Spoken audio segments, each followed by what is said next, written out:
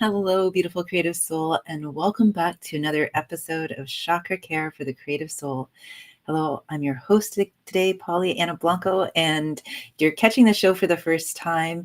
I invite you to check out the past several episodes where we've been diving into spiritual hygiene and looking at the 7 embodied chakras. And today's episode is all about an out-of-body chakra, if you want to call it that is the master key to all of them. And that, drumroll please, is your soul star chakra, which is located about a foot above your head. And this out-of-body chakra is really an important chakra. And when we're talking about going beyond just balancing and opening and activating our chakras into stabilizing them, as I have been sharing with you over the past 7 episodes. In this episode, what I really want to sort of bring home, if you only have one takeaway from it, it is the power of our capacity to know ourselves beyond the individualized, ego-identified, personality-based, physical expression of who we are in this time-space reality. So this is what I'm here to share with you today. And this is such a key piece for us as light workers, because we want to make the world a better place. You know, we came here to infuse the earth with light and with love. And I'm getting a little bit feeling it clearing in my throat right now. And again, express ourselves, express our truth to the world. And so to unpack a little bit more, some of you might be familiar with this chakra. And again, there are different interpretations once we get beyond sort of the traditional physical chakras. And I'm going to just work with this one because it's out there so widely and use it as a jumping off point. In my own studies with my own spiritual teachers, Master Sri Ramkha and Master Lady Kira, we have a slightly different take on the ascended chakras. And I invite you to check out their work at sriandkira.com. They are bar none the best teachers of it. And so today, this is still going to offer, I believe, I know there's someone out there listening either live or on the replay, and I will go a little later in the call to, if you have any questions, or you just want to share some inspiration or aha moments as you've been listening to this, I would love to hear your experience and connect with you and get to know you better. I felt so guided to share about this soul star chakra because really, if you are a light worker, if you identify as even a highly sensitive person, you came here at this specific incarnation at this time on earth because you have a larger mission and vision. And whether that's yet clear or not is okay. And this is where the chakra comes into play, because it is about our soul's mission and vision. It also, as a lot of people talk about, I believe Cindy Dale talks about this too. I really respect her work. She talks about it being the gateway into the Akashic records. So all of our past soul journeys and experiences that have been written down prior to this incarnation, as well as she talks about the shadow aspect of that as well too. So it's all connected. This chakra is all connected to the larger lessons that we came here to learn. And the beautiful thing too is that, you know, it can seem very similar to the crown chakra in that the crown chakra is often associated with being that connection to being online with the divine. And yet the subtle distinction between these two energy centers is that from the crown chakra, even as we're opening to our higher self, as some people call it, or intuitive guidance, and inviting ourselves to connect with our divine expanded presence and consciousness, we are doing it still from more of an identification with ourselves as an individual human being doing that. Whereas once we cross the bridge into the soul star chakra, what we're getting into is this non-dual experience of knowing ourselves beyond that. And this is why it's such a beautiful chakra, and it's worth talking about after having talked about the 7 in-body chakras, because really, one of the things that I feel called to do in this lifetime, and it's become clearer and clearer to me through my own life's journey, is to offer sacred self-care to beautiful creative souls like yourself who are birthing their dreams into a beautiful reality. And this is why I call myself a creative midwife. Not that I'm literally a midwife, I'm not birthing physical babies, but I'm here to support you as you move through your own inner process of becoming clearer about your passion and purpose for being here. And that's such an important, juicy thing to explore in our lifetimes. Otherwise, we're just sort of, you know, I don't want to say stuck, but we can feel stuck in a way in the sort of monotony of daily living where we're just like wash, rinsing, and repeating our everyday routines and habits. And there's a bit of a disconnection, or a lot of a disconnection, from a larger vision, a greater reason for being here. And this connection to that greater vision and mission is what really offers us soul nourishment. It offers us a sense of empowerment, divine empowerment. This is not the empowerment of the ego that just says, I know I deserve and I have a right to be here as an individual human being. No, this is the divine empowerment that sees that we are, and acknowledges and accepts that we are connected to this larger network of beings of light, because that's what we truly are at our essence. We are beings of light, and that light is such a high frequency. And when we start to open and activate the soul star chakra, what we're actually doing is we are opening up to the opportunity of also shifting how we see our mission and vision. You see, in the 3D realm, it's all about the doing. And don't get me wrong, passionate action is absolutely necessary in our day-to-day lives here. Or, why did we come here, right? There's a great quote by the author of The Little Prince, Eugene de Saint-Exupéry, who said, a dream without a plan is just a wish, right? I love that quote. I'm going to say that again. Someone out there I feel needs to hear this right now. A dream without a plan is just a wish.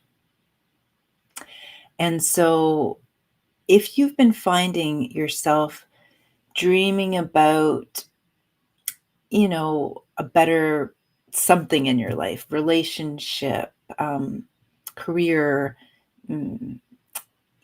financial situation, all the sort of good human things that we look for, right? Then one of the things with the soul star chakra is it can help us to begin to recognize and get clear on how we can take that passionate action, how we can step out of that, dreamy state, and I've been down this road myself, and I'm continuing to evolve through it, where we learn so much about affirmations and positive thinking and living from the end, and visualizing our desired outcome and dreams. And while that is incredibly important, doing that alone without taking the passionate action is just dreaming. And that might be a little hard to swallow sometimes, because that's the shadow side of the soul star chakra, when we are whole hog buying into, all of those beautiful esoteric practices and tools, and we are not taking daily consistent action in our human lives, right? And everything requires a process. This is not about going into doing mode. When we talk about passion action, I think sometimes there's a shadow to that too, because people can start to think passionate action means going 0 to 60, burning ourselves out, not taking care of ourselves, um, burning the candle at both ends, all those metaphors, right? And it's not that. It's about clarity. It's about knowing and connecting with what brings us joy, why we are here to, and how we feel called to serve, right?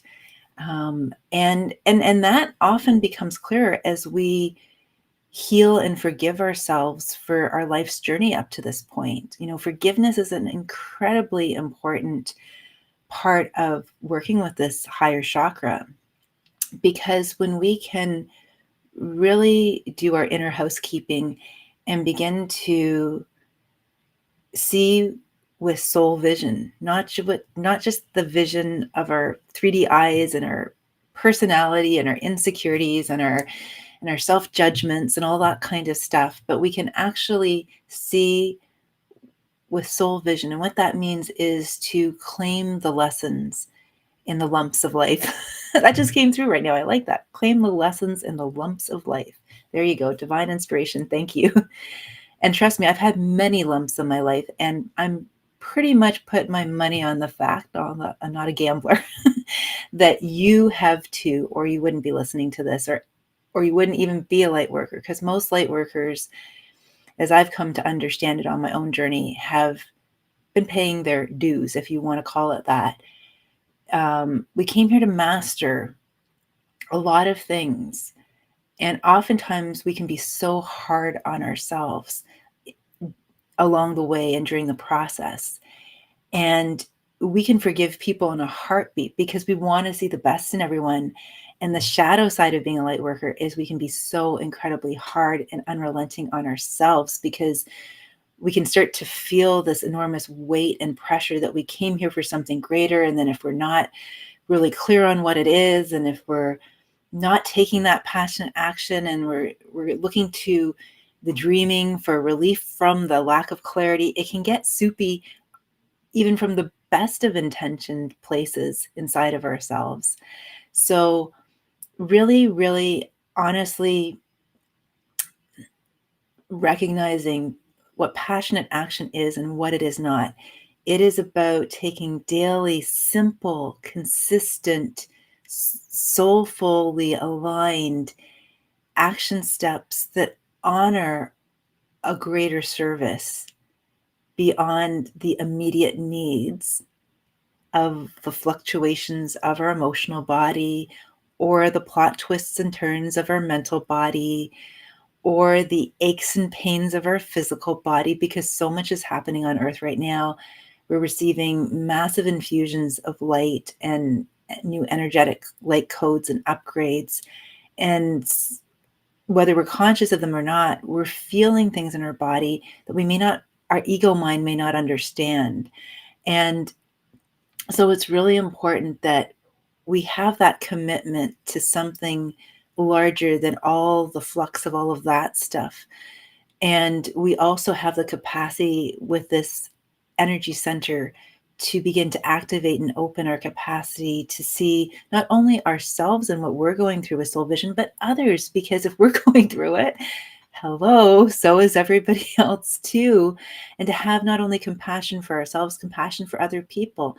When people in our own lives may not be showing up from their so-called higher selves, maybe more from their ego, they might be wrapped up in themselves, or lashing out at times, or even try to hook us into their drama.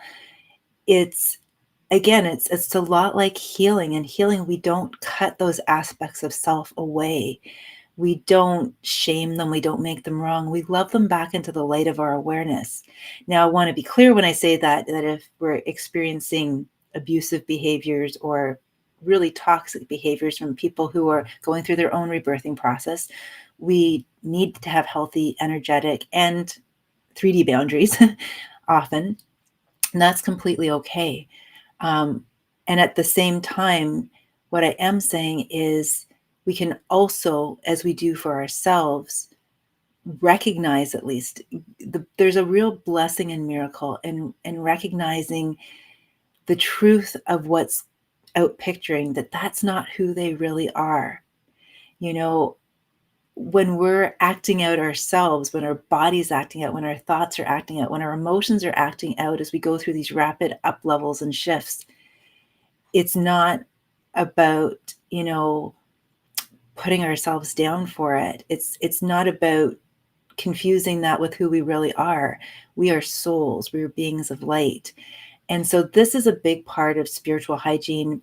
And this is why I feel like the chakra is the master key for light workers, because this is the chakra that really helps us to see beyond anything that would seek to fracture our vision, fracture our mission, fracture and divide us from one another, and keep us sort of cycling through those lower first three chakras: safety, sex, and power, holding on to grievances in the heart, biting our tongues in our throat chakra, or not wanting to hear and look at certain things, um, pulling the wool over our own eyes or others by not seeing beyond the surface level of things with our third eye, and then going into spiritualized ego, or just us against them with the crown chakra, right? So this is how this chakra is the master key in terms of spiritual hygiene for light workers, because it's really about activating that soul vision so we can live our soul mission and vision with clarity, passionate action, and purpose. And so what I want to leave you with today, because today's episode, I have set the intention, is going to be a little shorter. That's why I keep glancing down at my watch. And that's because coming up right after at 12 noon Eastern today, Master Lady Kira Ra will be on to share the November predictions for the month ahead. And I really encourage you to be there, hand on heart. If you've not yet heard of ShreeandKira.com, please go check them out. On Oneness Talk Radio, like I said, I encourage you to be on live, because you'll probably have lots of questions that can be answered in the chat, in the live chat there. So I'm going to be wrapping up this episode very soon. What I do want to say, because I've sort of been all over the map and talking about a lot of different things, is that, where we put our focus is what we become. And what I found to be beautiful in my own journey with this soul star chakra is recognizing that the doing, to loop back to that, because I think I went off on a tangent for a while, just to make sure that's really clear. The passionate action of the doing of the 3D realm is, again, that's those simple, consistent, aligned action steps with patience and trusting the process, letting go of the need to control the end result. And at the same time, too, there is also another kind of passionate action that we can do in tandem that keeps this channel that is non-dual of energy, to allow us to kind of open to our expanded self even more. There is there are beautiful kinds of practice. There's not one, but there's beautiful kinds of practices that I've started to, over the years, experience, and in tandem with doing the 3D physical action. I would say that this is also the beauty of the chakra. And that is where, in your meditations, in your visualizations, when you're walking in nature, especially, this chakra loves to nourish us through being in nature, forest bathing. I love to do that. You probably do too. Is to recognize that this is our multidimensional energy center too, where we can begin to consciously direct our focus and attention to send light and love through the planetary grid lines, the crystalline grid lines, to anchor those. You see, when we send energy through them, with our conscious awareness, with our positive, loving intentions, we strengthen them for the collective. And this is how we're also co-creating and birthing the new earth. I know I've been called in many places that I've traveled to, in particular Cozumel, Mexico, to grid. And I haven't really formally seen myself as a grid worker because, to be honest, and this is just my personal take of what feels authentic for me, I don't, I get curious sometimes about all the different terminology with all of these things, and yet I like to keep things really simple. I don't want to get too complicated and too heady about it. I just trust the process. And then when I go to share it with, on a show like this, I try to find some of the languaging to express it so it's clear, and it might also help people who are, using more of the languaging to recognize what I'm talking about. But for example, going to Cozumel, Mexico, many years ago, I met a beautiful Mayan artist, and it was just through following the intuitive breadcrumbs. I'm so grateful for that. And he's done over, probably more now, over three, at the time when I met him, he'd done over 300 commissions of Mayan reproductions of in limestone, and he refused to use power tools because he said he didn't want it to be Mayan Disneyland, which I really respected his integrity. So and at one point he was developing carpal tunnel because he was working on this beautiful altarpiece, actually, for um, uh, a, I guess you call it more of a chapel in Cozumel that had the very first Catholic Mass ever, which was fascinating to me too because of his indigenous roots, and that's a whole other show. But he worked 12 hours nonstop on that, and his pieces have this beautiful quality to them, and he's also just carved for the pure joy of it. He did this amazing carved spiral staircase in the jungle at a place that he took me to, and it was all these different Mayan stories being depicted on, from the Popol on this spiralized staircase going into the underworld. And so I mention all of that because he very kindly took me years ago into the jungle. We cut our way through with a machete. And the most amazing thing was I first went with a friend because he didn't want me to think anything of it, like bring your friends. And then when we built trust and integrity, I went in with him several more times on my own because he was very pure of heart, as my friends noticed. And it was connected to that larger soul vision and mission, and a remembrance that was unfolding and emerging between us. And I remember as we cut even before we cut our way into this clearing with machetes, because it was really overgrown, there were all these beautiful, as we were driving deeper and deeper into the jungle there, all these beautiful blue morphos that kept leading us into the jungle. And he said, this is a blessing. This is a Mayan blessing because, you are listening. You are listening to your heart's calling. And I'll never forget the space. I always promised to be in my integrity. I did take photos, but I promised to never share them because this is a sacred space. There are other public spaces on the island that are Mayan ruins, like San Gervasio, but this is not that. And what I can share with you is that it was a beautiful cathedral of the earth. It was almost like when you got to the clearing, there was this long passageway, stone passageway, and it felt like my intuition, my spiritual guidance told me it was you're passing through like literally a birth canal into this womb, which is this forest, which I remember back years ago, I wrote a poem about a forest being like a cathedral.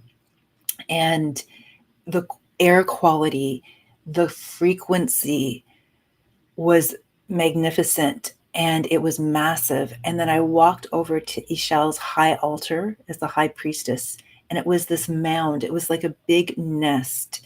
And I lay in there and I offered her stones and crystals, morganite especially, high frequency love.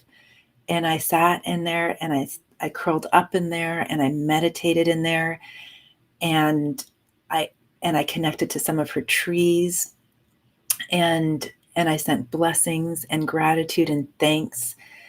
And I'll always remember every time I went there, and I went there multiple times, and my soul is calling me to go back there again in the very near future. I haven't been back yet. This was prior to the pandemic, over a number of years.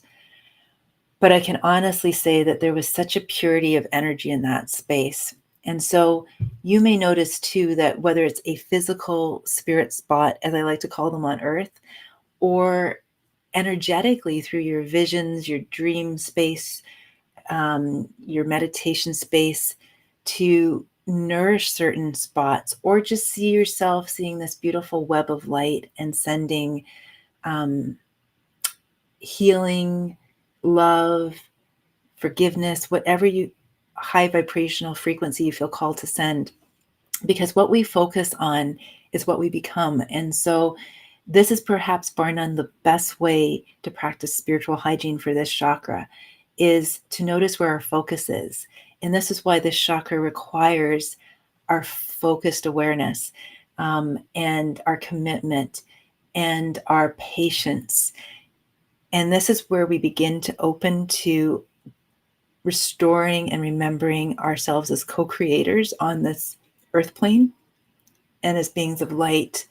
Because if we're sending what we most truly are into the collective, and we can do this every time we're also working on healing for ourselves, because as we heal and release the baggage, the heavy, take that heavy coat off and lighten up, then we're also nourishing through our own sincere inner work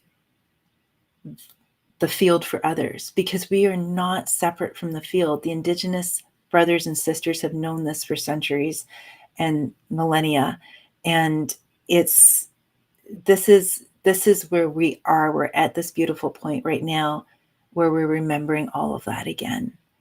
And so, hand on heart, I want to thank you for being here and listening. And I said I'd go and check in the chat and see if there's anyone here. There may or may not be. I don't think there is. No one is. And that's okay, because I didn't get this out well in advance. I was really sitting with the topic for today's show, and I wanted to be in my integrity and share something that felt really aligned. So sometimes I don't announce the shows until a little bit later, because I'm waiting for that inspiration and I'm calling it in and I'm trusting the process. So if you do choose to comment afterwards when you're watching it, I would love to hear from you. Please drop a comment below if you enjoyed this episode. And if you haven't yet joined my In Rhythm with Your Soul free book club, which is starting today at noon Eastern time, and it's going to be running for 9 weeks. We'll take a short break, a recess over the busy holiday season and resume in January. The link to join is below. You can also send me a really quick email today at info@pollyannablanco.com so I can send you the Zoom link before it starts. And we're going to be talking about this book, 10th anniversary, In Rhythm with Your Soul, Break Through the Barriers to Being Creative. And we're going to be looking at the intro today. And it's all because I feel so called this year to really step forward and take the passionate action myself to support beautiful creative souls like yourself, to trust your creative process, to trust your co-creations that are wanting to birth, to help you to care as much for yourself as you care for the world while you're birthing your dreams. So please reach out to me. I'd love to chat with you. I'd love to get to hear about your journey so far. Grab a warm bevy and we'll sit down together over a Zoom call and let's see how I can support you on your beautiful, divine, creative journey. Lots of love and light, beautiful, creative soul. Be well.